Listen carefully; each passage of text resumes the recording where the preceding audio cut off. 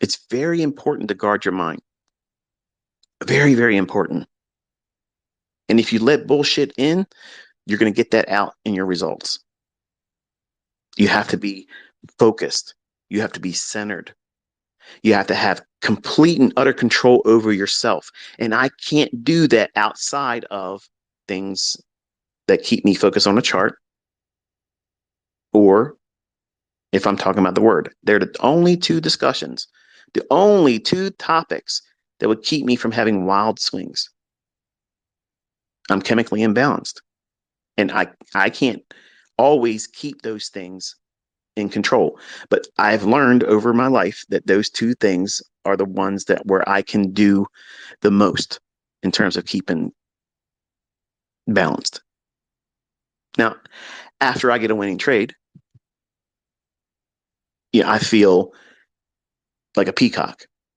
In the beginning, my wife would be like, "Man, whatever, get the hell away from me." Now she understands it's therapy. It's therapy. Okay, I go down there and I'll look at her, and she's like, "What did you do?"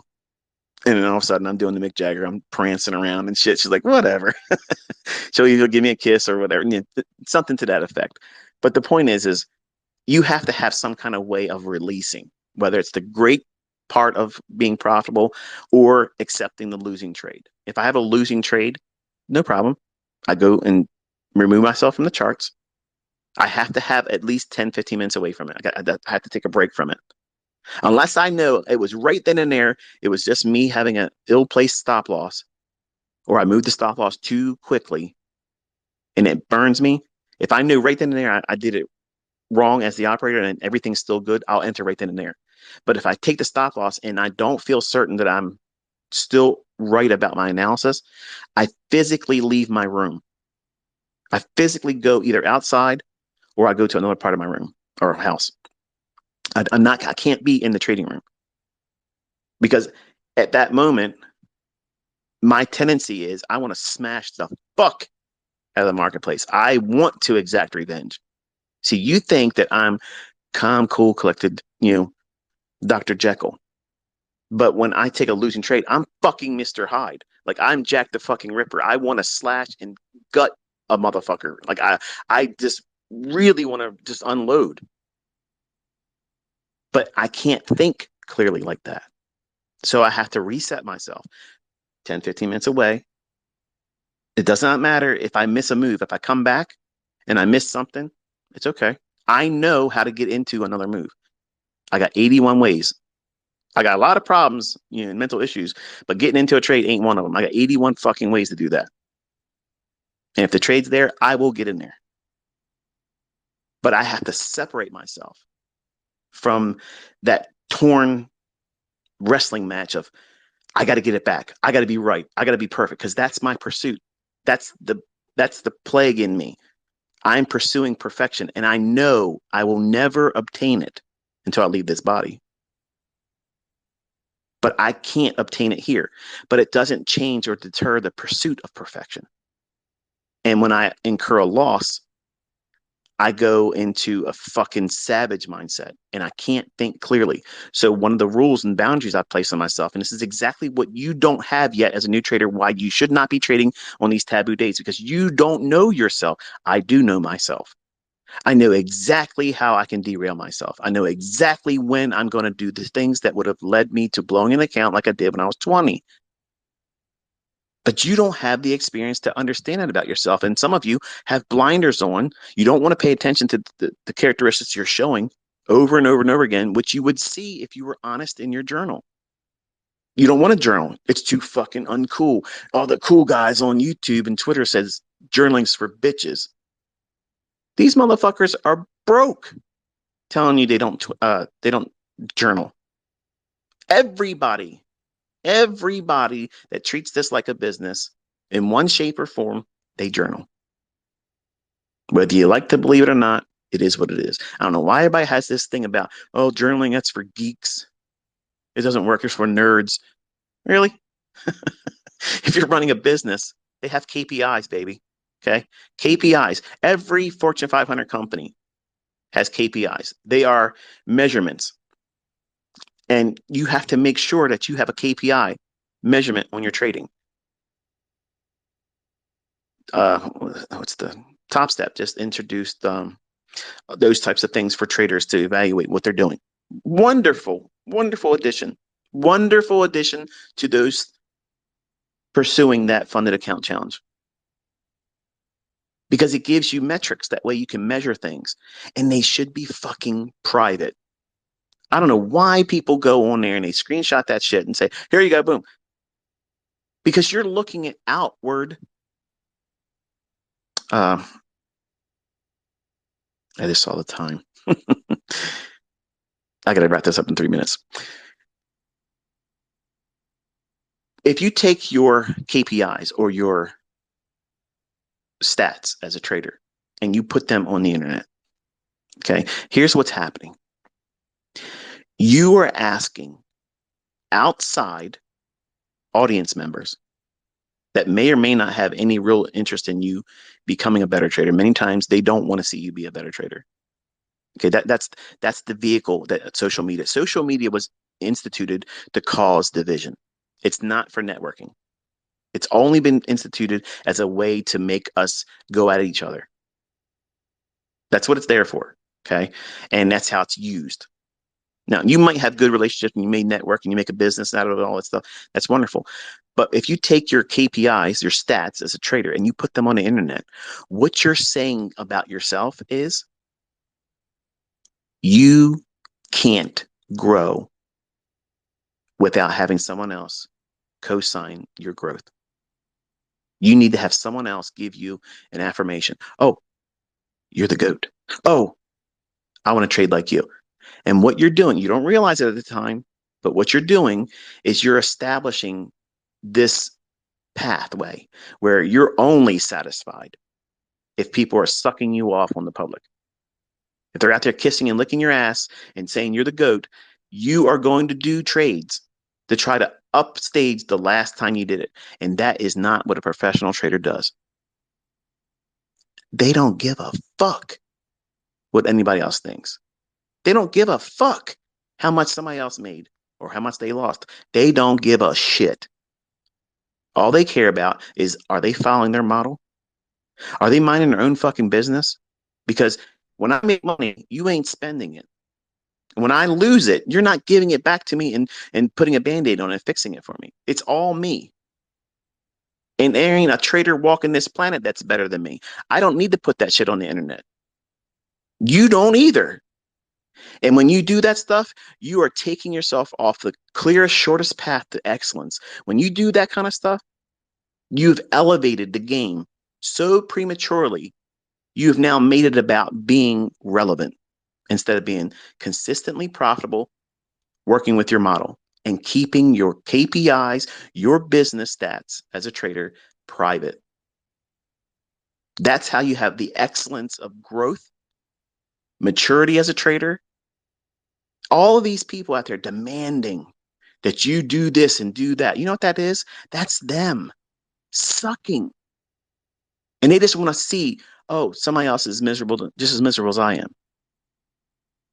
I'm not saying there aren't people out there that can share their stats and their accomplishments, and they're just sharing because they were either asked to do so and they don't have any real intentions outside of just saying, okay, I'm part of the community. They asked me, yeah, I'll share it to you. I'm not bragging. I'm not saying I'm better than somebody else. I'm just saying you asked for it and here it is. But largely what you're seeing in the industry, social media community in terms of trading, anytime someone shows stats, 90% of the time they're bullshit. They're fake. Or they're doing so and they may have earned those stats realistically and for real, genuinely.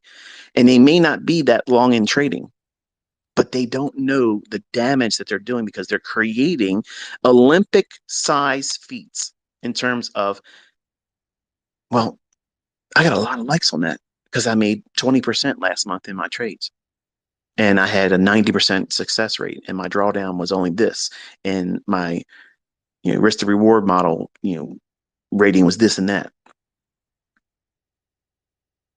What you're doing is you're taking your eyes off of the main focus, which is following your model and becoming bored in that model. You don't want to have any invitation for elevated cortisol and adrenaline in your trading. You need to keep that at bay. And the only way you can do that is by keeping your progress private. That's how you do it, folks. That's the secret to it. Because as soon as you invite other people to critique it, you can make a fucking $1,000 every hour and have 100% strike rate. Somebody's going to come out there and talk shit about you. And it may be legit. You may be able to do all those things and have the receipts to prove it. And there's still going to be people coming out there saying you're full of shit, you're a fake, you're a fraud, and it's photoshopped and it's all horseshit because they can't live in their own skin. So don't trade in these taboo days because all these problems will manifest themselves there. If you're brand new, don't trade those days. Tape read them. Over time, you will learn how to do these things. You won't be influenced by social media's trap. I got to prove, I got to show I'm relevant to the next guy. No, you don't. Are you feeding your face on a weekly basis with the profits? Are you feeding your family's face on the weekly profits? Are you taking care of your ends? Are they meeting? Because that's what this is about. Fuck Lambo. Okay? Fuck mansions. Fuck heated swimming pools. Fuck Corvettes. All that shit. It's all irrelevant. It's about making sure you can eat. The way you live right now can be an improved, or it can go way beyond your imagination and dreams. It's where you take it, but you can't speed it up. Where you believe you can be right now, I guarantee you that's not even far enough yet. Your perspective is limited because you know where you are right now. You know what you can and can't do right now. Can you go out next week and make $10,000 in the course of trading with real money? Can you do that? Most of you probably can't. But most of you on social media would pretend that you could. And you have to balance that stuff. Don't get caught up in the stuff that's on social media that makes you feel like you have to go out there and establish yourself as an identity. And that's your identity as a trader. If you're brand new, your goal is keep your nose in the charts, learn what your tendencies are. Are you able to keep focused? Are you able to identify that you're in a problematic condition in the marketplace that you're going to lose control of yourself? That's these taboo days. All of my students that are mature and in their model, they can trade on every single one of those days. And they do. But in the beginning, they were told and they were trained, don't touch them until you know how to handle them.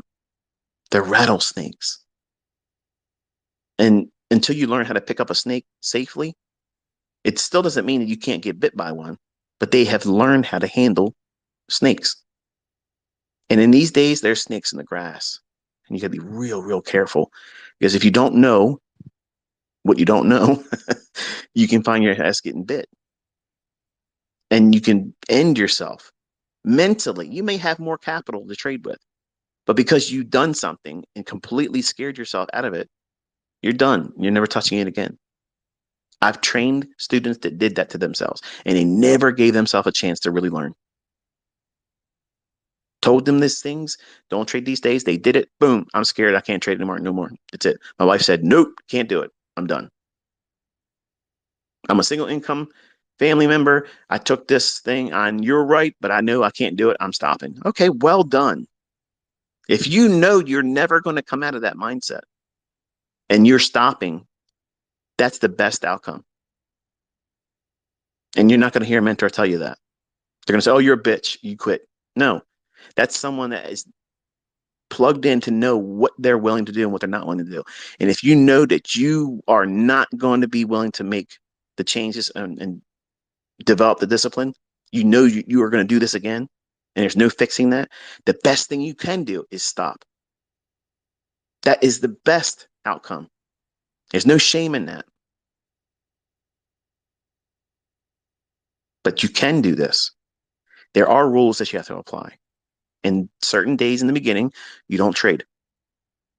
In time, experience will dictate this. You'll be able to trade those things too and slap the shit out of them. You can do it. But everything I teach has a context. And many times the trolls and haters and the people that want to sow bullshit to make themselves look better because they can't do it with their own results, they'll say things that aren't true. And they'll twist and contort things I've said or say things I didn't say and take everything out of context. And you, as a new viewer, a new person, you see this stuff and you're weak minded. Oh, that person has an opinion. Let me not be an independent thinker or go and investigate the things on my own. Let me just adopt their mindset because I'm a lazy fuck and I'll just do that. And there it is and join the bandwagon. And then you're the one getting laughed at because we're bringing receipts all the time. I got extremely profitable students, absolutely verified, paid out to the fucking gills. More people coming all the time. I got so many fucking interview requests. It's ridiculous. And I'll close it here. I have done more interviews, and I'm not sure if it's something inside of Zoom because I'm using Zoom when I have the interviews with the students. My connection's fine. And I've had 5 different individuals from different parts of the world where there's so much buffering going on. Their image will freeze up, and it's always the image where they look silly because their eyes are half rolled up in their head, and it looks like they tasted lemon juice for the first time. It's pretty funny stuff, but it's not something I want to put on my YouTube channel. Let's just put it that way. It doesn't look professional. It doesn't look. I have 2 of them up on my channel now that I'm not real pleased with the capture. And it's not because of the person or their storyline that I'm displeased with. It's the fact that the recording of it, because of the buffering that went on over the broadband that was being used, it was always saying that their internet connection was low, so it wouldn't capture uh, the frame rate that would be favorable for a playback on a video. So I don't really want to do audio only, but if I get, I'm going to try 2 more interviews I got. And if they are the same thing, one's from Australia and one's right in here in the United States. So if I still get the same thing I'm getting there, I'm just going to cancel the Zoom membership I have with them. And I'll probably just do them audibly where you'll hear someone. I just wanted to have a face. And I know some of you all wanted to have that experience with me too. But if you have some suggestions, I'm open to hear it, because I have a lot of people that make a lot of money and they want to have the experience of sitting down and talking with me. And I'm sure you'd like to watch and see them too. But just want to touch base and let you know that's what's been going on. So anyway, I'm probably in the doghouse. My wife's gonna give me the evil eye when I go down the steps. And an hour, huh? Yeah, I'm 23 minutes late. So I'm gonna close this one. Enjoy your weekend. Tomorrow, which is Sunday, July 9th, 2023, at 2 p.m. There will be a lecture for macros. So that link will be tweeted when YouTube is done processing it. And until I talk to you next week, be safe.